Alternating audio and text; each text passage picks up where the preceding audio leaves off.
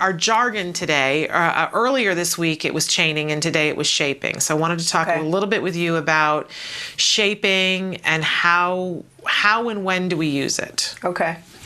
So when we're teaching children different skills, sometimes they have a difficulty of going straight to the target or desired behavior that we want. Right. And they do some sort of like form of it or something that's like an approximation to it, but it's not exactly where we want to be. And sometimes it's really hard to prompt those things. So for example, like when we're teaching children articulation, so they're starting to learn to speak, we can't make their mouth physically do things like we can if we're teaching them objects and we say, you know, show me the apple, and we can just guide their hand to the apple, right? And then we can fade out that prompt. So instead we'll use something called shaping, which is where we're going to reinforce each of the successive approximations toward the actual response that is correct. So in a sense, you're rewarding something that isn't the behavior that you want, but it's getting closer to it. Exactly. Okay.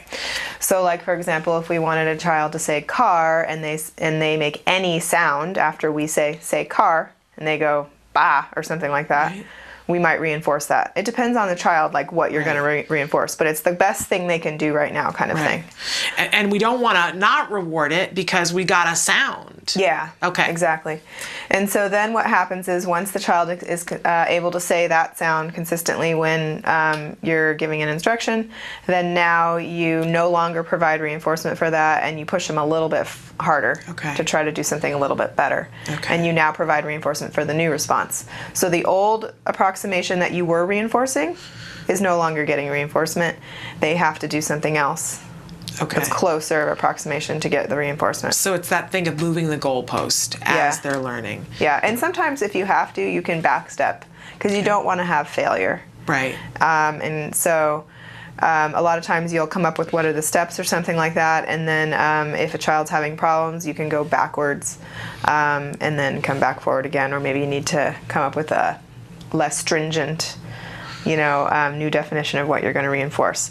Other examples, just to give you, would be like, let's say coloring inside the lines. Sometimes kids, when they're first learning that, they're going to color like way outside the lines, where if they start to get closer and closer to the line, we'll provide reinforcement for that.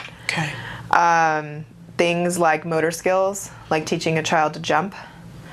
At first, you might have to reinforce just bending the knees while standing.